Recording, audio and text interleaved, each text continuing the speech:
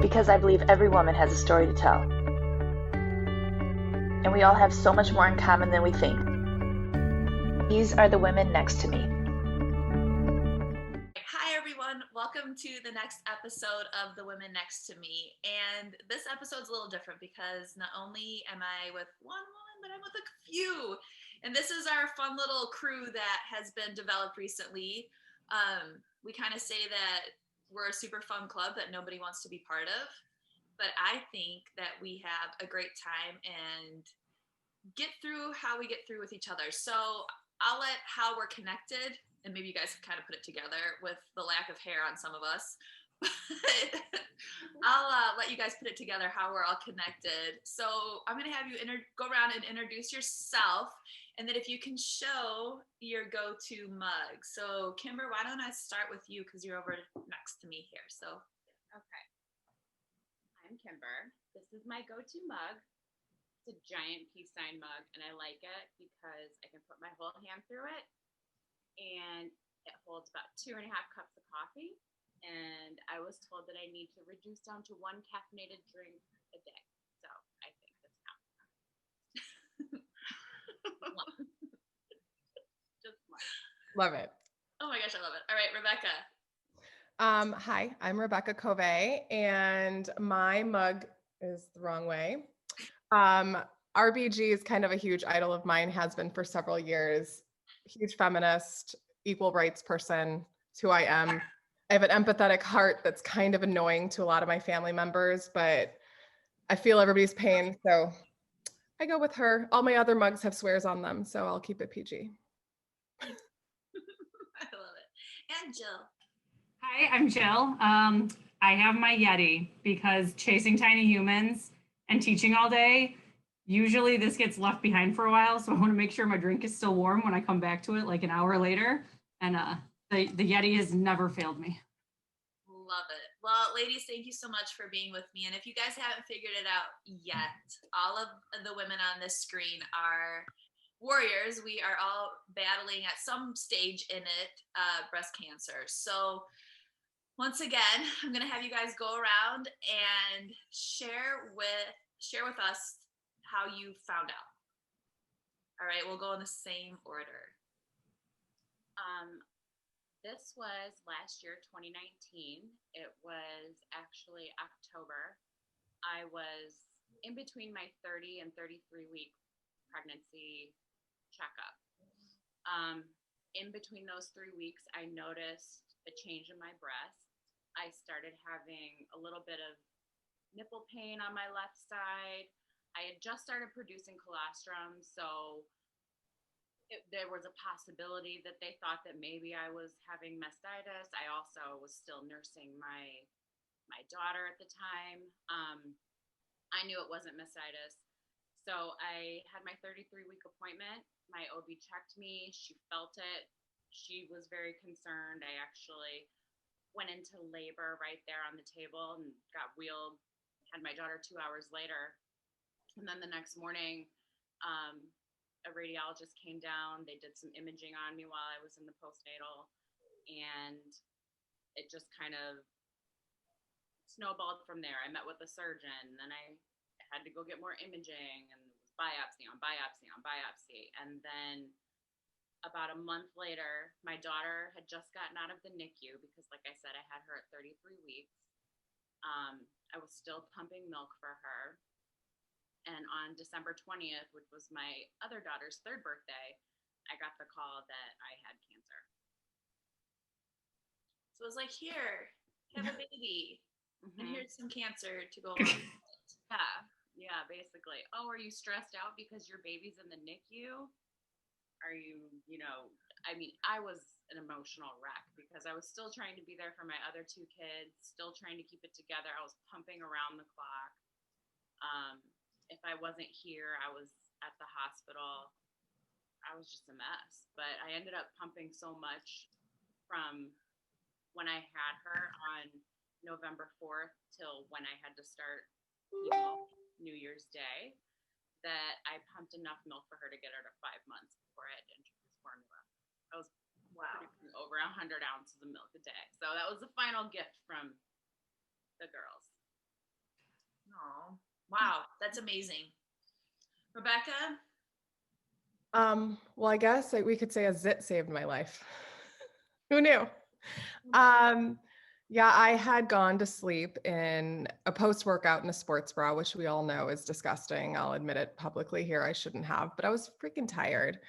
Um, and anyway, I wound up like 2 days later, I had what appeared to be kind of a blackhead under my breast. And so I was laying in bed talking to my husband. I turned 40 this year. So I was joking with him and I'm like, oh, great.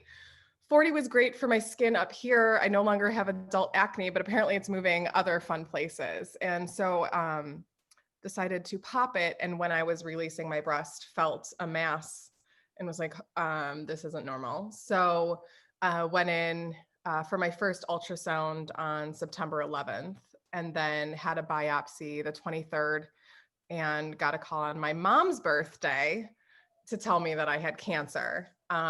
She still hasn't really forgiven me because she was up visiting my brother in Minneapolis, and she kept calling to find out if I had results. And of course, I'm not telling her, when she's out of town and on her birthday. So she still hasn't forgiven me, but I was trying to let her have a day, And so I found out September 24th, and then we found out because it was HER2 positive, which I never knew there were 15 types of breast cancer until you have it.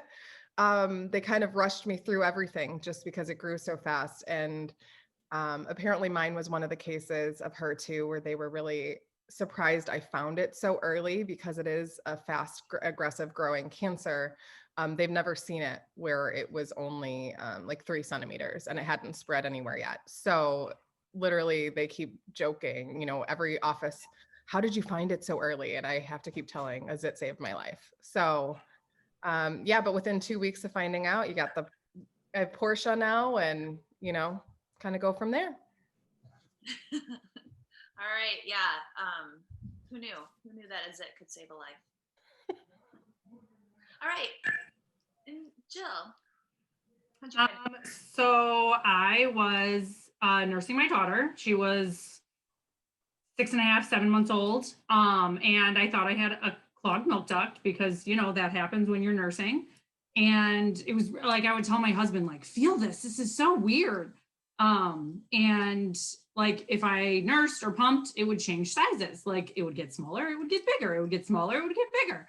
But it just wouldn't go away. And it didn't like feel like a painful, like clogged duct. So I went to my OB because of my family history, which is incredibly insane with breast cancer. I was like, I'm not messing around with this. Let me go in. And my doctor said, oh, I think it might just be an abscess, but I want you to go in and get some scans just to be sure. So I went in and the radiologist was like, all right, well, I want you to have a biopsy because it looks a little suspicious to me. And I was like, oh crap. Like oh crap. So I, on October 28th of 2020, was diagnosed with breast cancer. And yeah, I was able to keep pumping for a little bit, keep nursing for a little bit, and then stopped right before I started chemo. So my daughter still I think she's got maybe 3 days left of breast milk. So we will have made it to 9.5 months. Trying to finish 2020 strong. But yeah, so it was breastfeeding because that gets you so familiar with your breasts that you then kind of notice when there's something that's not right. But yeah, I was like, looking back, I'm like, I can't believe that I thought that was just a clogged duct because it started out about 6 centimeters. So now it's probably about 4 because chemo is doing its job. Yay, chemo doing its job. So for those who don't know, or I know most people know my story, but I'll just do a quick little blurb. My good friend Valency was diagnosed, and she was in her younger 40s and had a son who named Aiden, who I also have an Aiden, who is a year older than my son in high school. And she was diagnosed actually when she was part of the run club with Fit for Mom. And so she just kept telling everybody, like, do self-checks. Well, I have history in my family too. My grandma and my aunt are both survivors of it. So I started doing self-checks because of Valency, and every month, like literally I had my dates every month. October felt nothing. November felt something. And again, it was kind of the same thing, like, oh, like I have really lumpy breasts anyway. Sorry, TMI, but I did. And they're not there anymore. But it was one of those things too that I was like, oh, like feel this. Like to my husband, he's like, that's not weird. Like it was in my armpit kind of. And so I called the doctor the next day, and that's something that doctors don't mess around with. Like the minute you tell them that you feel a lump, they're like, we're going to get you in for testing right away. So I went in and got a bunch of scans done.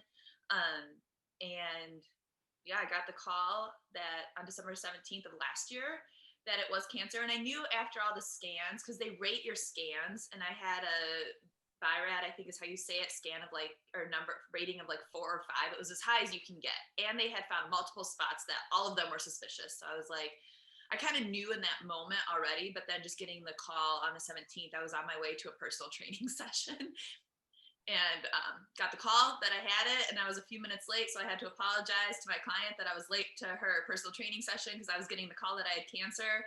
And she was like, let's cancel. And I'm like, no, I'm fine. This is fine. What am I going to do? Like go home and sit about and think about it. Like, so then I just kept like irrationally laughing throughout the whole session. Like, maybe not healthy, but we had a good workout session, and it was, I think, therapeutic for me. And yeah, so that's my story. So, okay, so Rebecca introduced her port to us. So I have Thelma. Thelma's here. I've had Thelma for a year. Thelma is really moody. The nursing staff at Rush, she's not their favorite. So I have Thelma. Some days she's my friend, some days she's not. Kimber? Girl is Magda. She's a straight B. She hurts me all the time. I can't even have my kids touch it still. And I've had problems with her from the jump. Like I even had a big, I don't know, on my second chemo, it got swollen up. It got an infection. Oh my gosh. And the nurse, I didn't have Emla cream yet because I didn't get that till my third chemo, but that's sprayed in with the thing, and oh my gosh, you guys, she drained it, and I screamed, and it was terrible. Yeah, Magda, we're not friends. I'm ready for her to be gone. When does she come out for you? Surgery? On my birthday, April 6th. Yep. Okay. All right. We'll get to that in a minute. All right, Jill. What's your name? So I have Polly. She's very angry today because my daughter was like beating the crap out of me. She's like red. She's not like happy. Yeah, they'll check her out tomorrow. She's very angry today because that seems to be where my children are like, Mom, and like shoving against it. So she's a little angry today. She's still healing because I got her, let's see, the beginning of December. So there's one spot that's still not healing that actually still has a string coming out of it. So like it's like she's not my favorite right now because she's very like angry today. She's a little irritated. You guys know that thing that the kids do when they're laying on you and then they have to sit up so they like dig their elbow into you? Right into the port every time. Yes, every time. Like bullseye. Magnet for elbows. Like that's how I need to sit up. And I'm like, yeah, so I feel that.